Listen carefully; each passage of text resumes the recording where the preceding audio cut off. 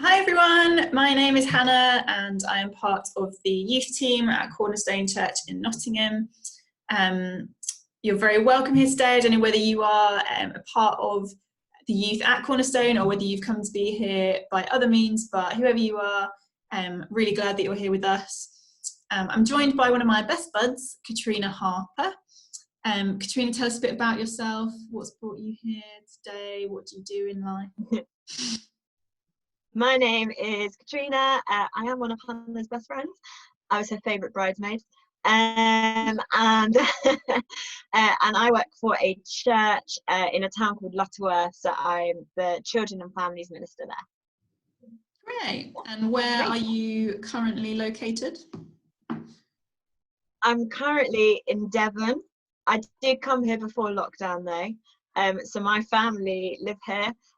So I'm helping my parents who run a small business get food and things to their village. So yeah, so I'm down here staying with my brother and sister-in-law at the moment, which is fun. Amazing. So if we weren't currently under lockdown, what do you think you might be doing on a Wednesday evening?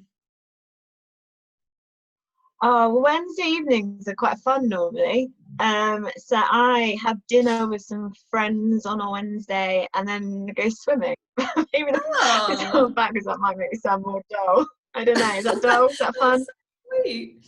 Will you all go swimming together? Yeah, it's ladies' hour.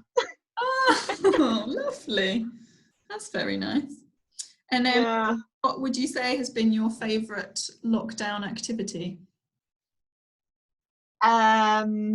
Well, we had a day of games on Easter Sunday, and we did the teapot challenge that Tom Fletcher's done on Instagram, and I managed to do it, so that was great. And it was my brother and sister-in-law's first wedding anniversary, and I felt bad that they had to spend it with me, so I bought them a piñata, which just brought out everyone's like inner child. Yeah, it was great. So we had lots of fun. That sounds like great lockdown, to be fair. Just for context, if anyone is watching this a long time from now, we're in the middle of the coronavirus pandemic. We're not, sort of, for some reason, imprisoned under other circumstances. Okay, so we are here today to discuss the topic of prayer. Obviously, for those of us who are Christians, we know that prayer should form part of our Christian life. We should be communicating with God often, but it's not always easy to do and to know how to go about it. So we thought we would just have a chat about Katrina's experience of praying and mine, and just see whether any of what we say can be helpful to you guys. So first of all then, Katrina, why is it that we pray?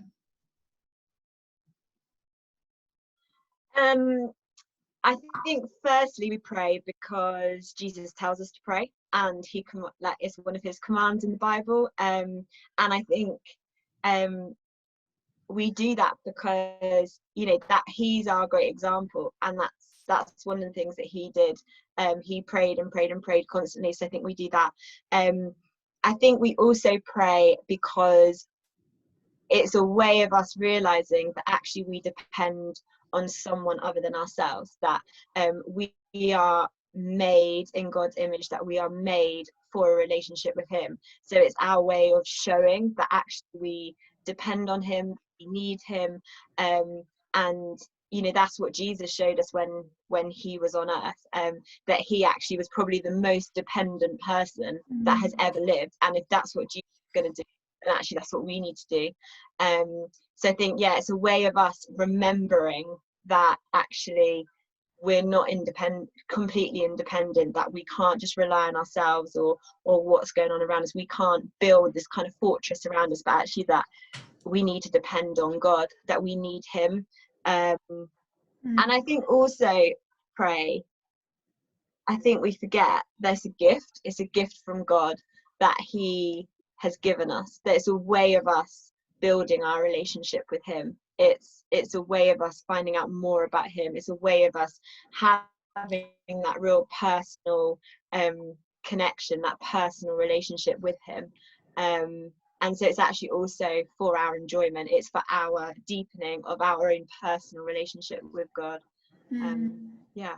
Yeah, I think it's hard to remember sometimes, isn't it, that is like, obviously our relationship with God is totally different in some ways to any other relationship that we have on earth, but it also still functions on the same principles as any other relationship. And the reason that we are missing our friends at the minute is because we don't get to spend quality time with them in the same way. Like, we can talk like this on Zoom or on whatever it may be, house party or whatever, but it's not quality time in the same way. We're not able to invest in our relationships in the same way. And yeah, it's the same with God, I guess. And because I think you're right, because I think that we, like, now we're realizing how much we rely on our friends, whereas I think we take that for granted in like normal circumstances. And I think that we do that with prayer as well, that we, like, why do we pray? Because we're dependent on God. But like, actually when we're not, it's like a lot of the time it's when life is good, and it's when we're trusting the fact that, like, I'm fairly sorted and I don't necessarily need I don't need God's help in this situation. So I think it's interesting how we see that in friendships, but we see that in our relationship with God as well. Yeah, that's good. So obviously, as we've just alluded to, life is looking pretty different to how it normally would at the minute. Are there any ways that you've noticed that prayer has taken on a kind of a different significance, or it looks a bit different anyhow? Yeah, I think that I would say that generally, if I look back on my life, I would say that I've always been fairly, I guess, cynical about prayer. And I think that's probably come from a place of, by God's grace, not having to go through loads and loads of trauma or lots of traumatic things. And so I think often things that I have prayed for have felt fairly small, and have felt like, I can pray, and then I can kind of weigh up afterwards. I can be fairly cynical, be more like a critic, and weigh up whether or not, like, God's actually answered that prayer, or whether or not that thing that I prayed for, that could have happened anyway. And whether or not it was just a coincidence, or whether or not it was God. I think that is quite natural to me. And I think that what's going on at the moment has meant that any kind of I guess security or foundation that I've sort of built my life on, that's not God, like, suddenly you're realizing that none of that stands. Like, all of that can change. Like, how quickly did it change from, oh, there's this kind of virus out there, to suddenly we're in lockdown? Like, it was like every day something changed. And so I think in terms of how that's changed my prayer life, is that, like, I've had to cling to Jesus every single day, and not just like once a day, but like continuously throughout the day. Like, my mood has changed, my emotions have changed. Like, in the morning I'm fine, by the afternoon I've cried, by the evening I'm fine again, like something like that. Some might say it's not that different from my normal life, but I think that, like, I there's not really been a place for me to be cynical. There's not been there's just been a childlike dependence on God to help me day by day by day. And I guess in some ways, like, that becoming more natural.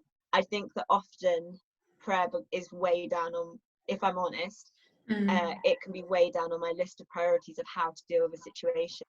But I think suddenly now, like, I think in my job, there's one particular family who I sort of support, and they're, other than what's going on, there's a mum with 3 young children, and other than, like, what's just going on at the moment, like, they're facing a really hard time, family, and actually I can't help them. I can't practically go and help and do anything, and all I can offer is prayer.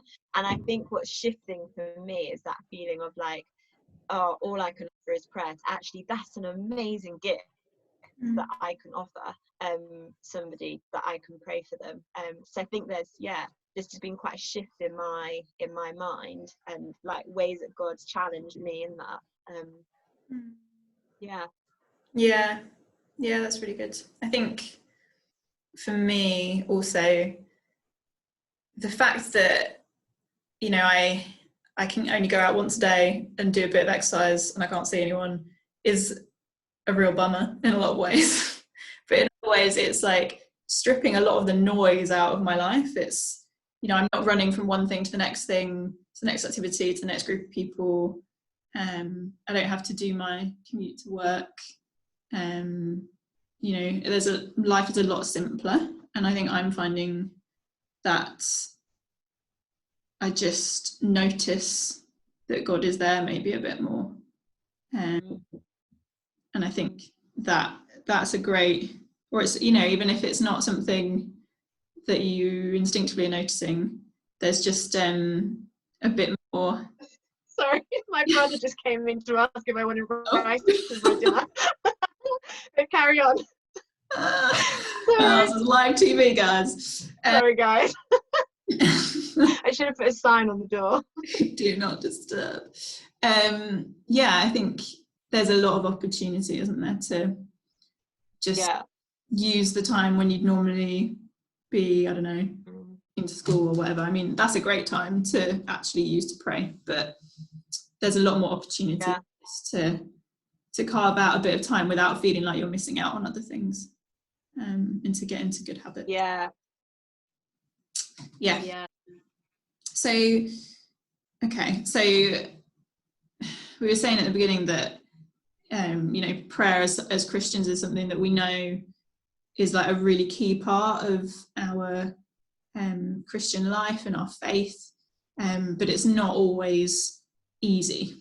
So why do you find it hard? What challenges do you sometimes feel are there when it comes to praying? I think you've already touched on one, just in that busyness, in that noise. And I think as well, like, I work for a church, so you'd have thought I pray all the time. But actually, just I think how quickly I've realised in the few years that I've done it, that, you know, you can just fall into activity. There's things that need to be done. And I think that's true of us. If we're at school, you know, I've spoken to loads of teenagers in my church who talk about that like, you know, they're all for it on a Sunday, but then when you're at school, like, it just feels so irrelevant to what's going on in your life. And I think you've already touched on that's we have at the moment, that we don't have all of that going on. So, you know, what good practices, or how can we develop our prayer life?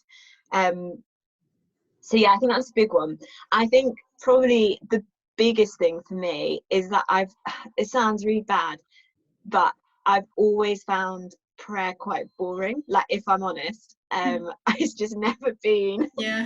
It's never been. Some people love to pray. I live with someone that loves to pray, like, all the time, and for me that's always been really hard. And I think particularly when I was younger, when I was a teenager, I became a Christian when I was 13, and I think I really noticed, like, that other people loved it and I found it really hard. Whereas I love reading the Bible, I don't necessarily always love praying. And there have been times in my life where it's just felt very unnatural. Like, you know, I don't quite you know how to pray. I don't know what to pray. And so yeah, I think I'm also quite easily distracted. So I think, you know, that kind of idea of like sitting down and like having to, you know, be quiet and be still, I've always found it quite hard. I think as well, praying with other people, I think one of the things that I found hard is, you know, if you're ever going around in a circle and the person that prays before you prays a really good prayer, and they basically like take all your points, and you feel like, no, my prayer's never going to be as holy as that. And I think so I genuinely think, in all seriousness, like, comparison with other people, that somehow in my kind of warped mind, that it was a marker of like how I prayed, or how people hearing me pray would be a marker of like how my relationship with God was, you know. And I think that kind of comparison, particularly as a young Christian, was really hard, for me to kind of come over. And I think probably also we know that we can pray to God and we know that he answers. We can believe that, and the Bible tells us that. But I think having unanswered prayer also makes prayer really hard, and I think sometimes the scars of that can stay with you. So I guess for me, that was, again, being a teenager, I was quite unwell, and there were so many people praying for me, and I think at the time it just felt like God just wasn't hearing and he just wasn't answering. And for a number of years that did remain the same. And so I think if you feel like you're doing everything right and it's still not being answered, I think that can be really discouraging, and you can't understand that. And of course, God doesn't promise that he will always answer and say yes to what we ask for. But I think somehow we can put that as a marker, that if God didn't answer it, then therefore we've either done it wrong or he can't really answer prayer. And again, that kind of doubt and that cynicism can come in, and it can easily get mixed up in all of that noise. Yeah I think really, I don't know, how about you? I think distraction is a big one for me. If I just try and sit down and just pray with like no other kind of form of engagement other than just my thoughts, I guess, then I'll end up praying for like maybe 2 minutes, and then like, oh, like, I don't know, like a message will flash up on my phone, or I'll be like, oh flip, I need to go to work, and yeah, my mind just wanders to other places quite often. And I think our generation and like any young people who are watching, this is like probably, I don't know if it's more the case for you, but it's certainly a thing that we spend a lot of time looking at screens and stuff that's very like instantly stimulating, very visual, very engaging. And I think, like, to my shame, I think I noticed that stuff like actually physically just reading a book or like sitting down to pray actually is like a lot more of an effort for me since smartphones and social media and stuff has become a bigger deal, because I guess my brain is just wired for like instant information, instant input, instant stimulation. So it makes it more of an effort, I think, to really focus in on something like praying. But what is it then that you find helpful, or like what encouragements are there when it comes to trying to overcome these challenges? Yes, I think one of the things has been, like I touched on earlier, that comparison thing of like, oh gosh, they're a really strong Christian because they can pray really well. And I think for me, there's over the years, there's been like a gradual shift in my mindset of actually like people who look, who are seen like strong Christians because they can pray. It's not because they're disciplined and they can pray. It's not because they've worked out a formula. It's actually, I think, more because they've understood that they are what the Bible calls like poor in spirit, that they need this. And I think that for me, that started being something that it was like that mindset change and that asking God to help me to see that. And I needed that in all sorts of areas in my life, but I needed to see that I couldn't do it on my own, but I needed God. And actually, I think that, I think that's a trap, especially if, and I imagine some people watching this are like, you have grown up in church, you know the answers, you know you're meant to pray. But I think if we're honest, a lot of us don't really feel like we need it. And so then when we do it, it becomes really unnatural. So I think for me, it was that kind of just asking God to help me to kind of realize like what my identity was, like who I was, and actually kind of how much I needed him. I think another thing as well was through friends I made. So when I went to university in Nottingham, actually, I became friends with somebody whose first instinct, if you wanted to talk about anything, was to pray. And you know, my friend Helen, she would always talk about it. If she said she was praying for you, she genuinely was praying for you. And kind of good, bad, whatever it was, she would bring it back to God. She'd bring it back to God in prayer. And that was just so different, if I was honest, from how my prayer life was. So I think being around friends encourage that. I think particularly in a youth group, having friends that keep you accountable, or you have a I don't know, whatever you use. I use WhatsApp, but I don't know, my teens tell me that young people also use WhatsApp. Well, see, people tell anyway, it's another story, but my young people always tell me that no one does. So anyway, that's another story. So having groups that like you can pray together. Actually, one of the things that's encouraged me is friends sharing really deep personal things, and then being able to reflect together how God has answered that prayer. And actually, areas of my life that I can't see where God is working, having friends saying to me, isn't that amazing that God answered that prayer? Isn't that amazing how God used that situation? Like, actually, you know, it's not rocket science. Like, we need each other for that encouragement, but that helps in our prayer life as well. And to know that, and I think as well, knowing that prayer is not about trying to just empty yourself of everything, of trying to get rid of like all of these distractions and all of the bad stuff that's going on. It's not like you just download it to God and then it's gone, and that you don't feel it, or you don't, you know, like know that it's going on. But actually that prayer is inviting God into the middle of that chaos.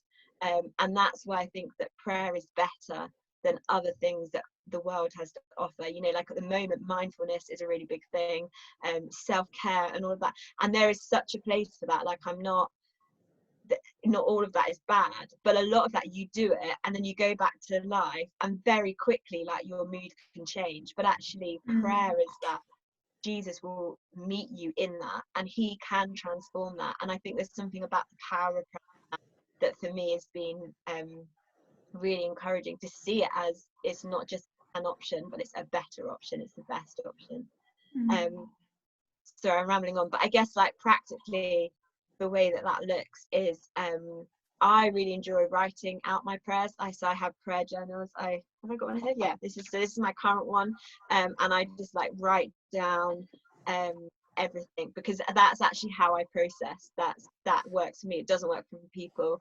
So I do that, and I try and also I notoriously in the past, and probably still am to an extent now, work in progress, but I set alarms on my phone to tell me at various points to pray for people, and I do that throughout the day, because I am notorious for saying, oh yeah, I'll pray for you, and then I don't. And I was actually really challenged about 6 months ago that our word stands for something, and if we're going to say that we're going to do that, like, we need to honor that. And I'm just really bad at honoring that, because not intentionally, not because I don't think it's important, but just because life gets in the way. And life, you know, not at the moment, but life is busy. So I want to genuinely pray. I want to become better at praying, not just for myself and how I'm feeling, but for my friends and my family. And that is just a practical way that I've kind of tried to do that. And yeah, that's really good. That's a great idea. Yeah, even more like basic than that, I guess you could just set reminders just to pray, period. Like, for someone who currently isn't, like, and you just forget because it's just not part of your routine at the minute, like an alarm for kind of whatever time, like 15 minutes after you get up in the morning, or whenever works for you, I guess. That could be a really good way of doing that. That's a great shout. And also, like, multiple times in the day, because I think always before I was like, right, I need to set aside 15 minutes, 20 minutes, whatever it is in the morning, and I need to do it, because I've been told that you need to start your day with Jesus, and that is great. Like, I'm not knocking that, but actually, like, I think we miss out on something in that, you know. Like one of the things that I was reflecting on is that, like, Paul in his letters in the New Testament, he is continuously praying for them. And you know, I know that he didn't like set reminders on his phone, but actually, like, that's the gift that God's given us, that throughout our days God is with us and we can pray to him at any time. It's not just that, right, I've got to get everything into these 15 minutes in the morning and then I go about my day, but actually trying to invite God and have and develop that kind of intimacy with God throughout your day, to try and see how he changes those, because I think we try and make it into one thing, and then we've got to break that down, and to see how he is at work and how he can transform you know, those conversations or those situations or those fears. And yeah, that's been great. Cool. Well, it's been a pleasure. Hope it's been helpful for anyone watching. I know I found it encouraging, and I think it's always helpful to hear how different people go about different aspects of their Christian life. So hopefully this is the first of several videos that we're going to be uploading to the Cornerstone Youth website, so keep your eyes peeled. And Katrina, I will chat to you in about 30 seconds.